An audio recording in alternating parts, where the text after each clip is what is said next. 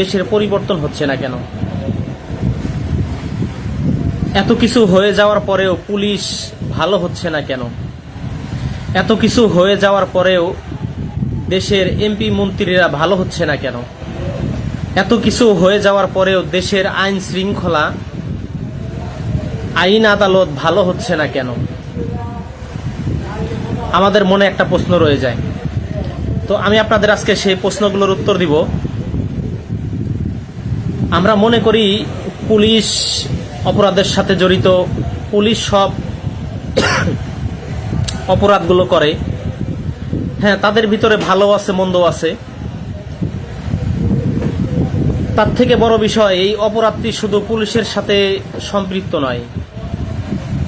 এই অপরাধগুলো সংগঠিত হচ্ছে পুলিশের মাধ্যমে, আইন আদালতের মাধ্যমে, দেশের বড় বড় এমপি মন্ত্রীদের মাধ্যমে। দেশে যে সমস্ত আইনগুলো রয়েছে ব্রিটিশদের করা, সেই আইনগুলো এখনো চলছে। সেই আইনগুলো পরিবর্তন করা হয় না কেন? এই আইনগুলো পরিবর্তন করলে দেশের এমপি মন্ত্রীদের ভাত বন্ধ হয়ে যাবে, পুলিশের ঘুষ খাওয়া বন্ধ হয়ে যাবে, উকিলের পেটে ভাত জুটবে না, বিচারকদের আলিশান বাড়ি করা হবে না। এই যে বিষয়গুলো শুধু একমাত্র পুলিশের সাথে জড়িত না। পুলিশ যেখানে পারছে দুর্নীতি করছে, একজন উকিল, লয়ার যেখানে পারছে সেখানে দুর্নীতি করছে, একজন বিচারক যেখানে পারছে সে সেখানে দুর্নীতি করছে, একজন এমপি মন্ত্রী সে যেখানে পারছে সেখানে দুর্নীতি করছে। তো আপনি শুধু একমাত্র পুলিশকে বলবেন, এটা হবে না। শুধু পুলিশকে দোষারোপ করলে হবে না। একটা পুলিশ যখন চাকরি নেয়, একটা মন্ত্রীকে, স্বরাষ্ট্রমন্ত্রী বা এই লেভেলের যারা আছেন তাদেরকে 10 থেকে 14 বা 20 লাখ পর্যন্ত টাকা দিয়ে পুলিশে চাকরি নিতে হয়। এই যে একটা দুর্নীতির ছাপ রয়ে যায়, এই ছাপ কখনো মিশানো সম্ভব না।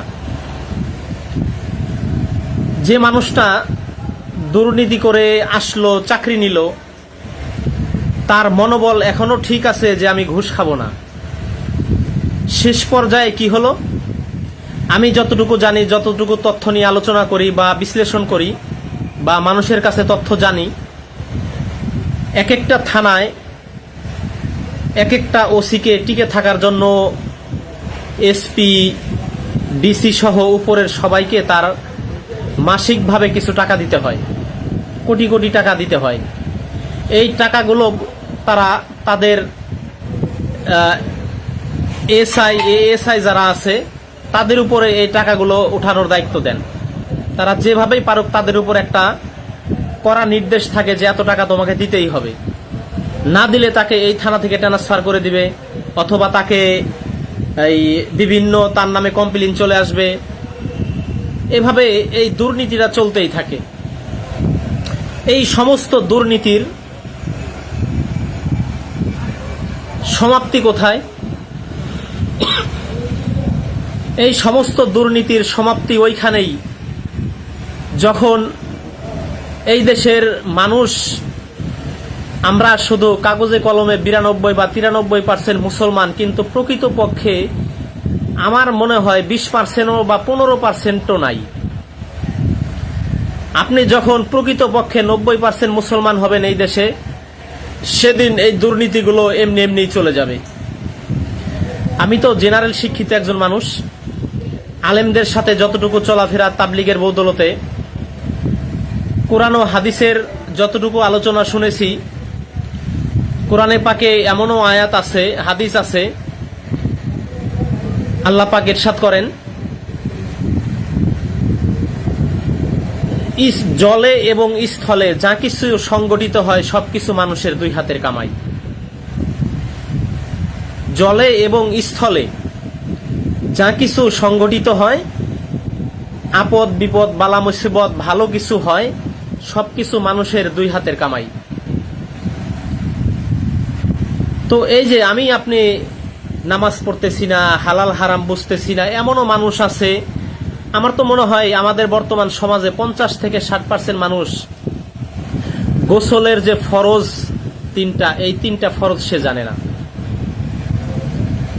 আমার তো মনে হয় আমার দেশের 50 থেকে 60% মানুষ অজুতে 4টা ফরজ আছে এটা জানে না, নামাজের ভিতরে বাহিরে 13টা ফরজ আছে এটা জানে না। তাহলে আপনাকে দিয়ে কি হচ্ছে?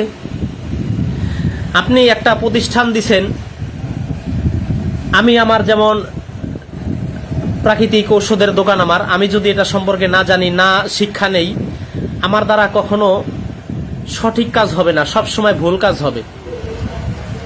আমার লাইসেন্স, আমার সরকারি বেসরকারি কিছু সার্টিফিকেট, তো আমি যদি এইটা সম্পর্কে আগে থেকে প্রশিক্ষণ না নেই, এই কাজটা আমার দ্বারা কখনো স্বয়ংসম্পন্ন ভালোভাবে হবে না। আমি যদি এটাকে স্বয়ংসম্পূর্ণভাবে ফলো না করি, না মানি, এটাকে আমার দ্বারা ভালো কিছু আসবে না। তো আপনি যখন আপনার মালিকের, আপনার সৃষ্টিকর্তার, আপনার রিজিক দাতার হুকুমকে মানবেন না, তখন আপনার উপরে তার কোনো দায়িত্ব থাকবে না। এই দুনিয়াতে যা কিছু হচ্ছে সবকিছু আমাদের ইমান আমল ঠিক না থাকার কারণে। হাদিসের মধ্যে এমনও আসছে, উলামা ইকরাম বলেন, মানুষ যখন, মুসলমান যখন আল্লাহ পাকের গোলামি না করবে, আল্লাহ পাক তাদের উপরে জালিম বাদশা নিযুক্ত করবে। আজকে পরিশেষে আমাদের দেশে দেখা যায় শতকরা আমরা 10 থেকে 5% মানুষও ভালো নাই। তাহলে 5% মানুষ যদি যেখানে, যেই সমাজে ভালো নাই, সেই সমাজ ভালো হবে কিভাবে? একটা সমাজে 90 থেকে 95% মানুষ খারাপ, ভালো থাকলে 5% মানুষকে ভালো করা যায়, তারা ভালো হয়ে চলে, সেটা হোক ইচ্ছায় বা অনিচ্ছায়। আর যেই সমাজে 90 থেকে 95% মানুষেরই আমল খারাপ, তাদের চিন্তা ধ্যান ধারণা খারাপ, সেখানে 5% মানুষ তার এই সমাজের পরিবর্তন করবে কিভাবে? এই জন্য আমি বলবো, যারা চিন্তা করছেন যে আমাদের দেশে এত কিছু হচ্ছে, দেশ পরিবর্তন হচ্ছে না, পুলিশ ভালো হচ্ছে না, সেক্ষেত্রে ভাই আমাকে আপনাকে আগে ভালো হইতে হবে। শুধু আমি একা ভালো হইলে হবে না, আমাদের সবাইকে ভালো হইতে হবে। আমরা সবাই যখন ভালো হব, তখন এই দেশের উপরে, আমাদের উপরে আল্লাহ পাকের রহমত নাজিল হবে। তখন অটোমেটিকলি সমস্ত কুকর্মকারী যারা আছে তাদের ভিতরে আল্লাহ পাক ভয় সৃষ্টি করে দিবেন। তখন দেশ এমনিতেই ভালো হয়ে যাবে, মানুষ এমনিতেই ভালো হয়ে যাবে, দেশ দুর্নীতিমুক্ত হবে। আপনি দেশকে দুর্নীতিমুক্ত করতে চান, অথচ আপনি আল্লাহর সাথে দুর্নীতি করছেন। আল্লাহ পাকের দেওয়া যে হুকুম বিধান আছে, আপনি আমি কোনো হুকুম বিধানকেই তোয়াক্কা করছি না।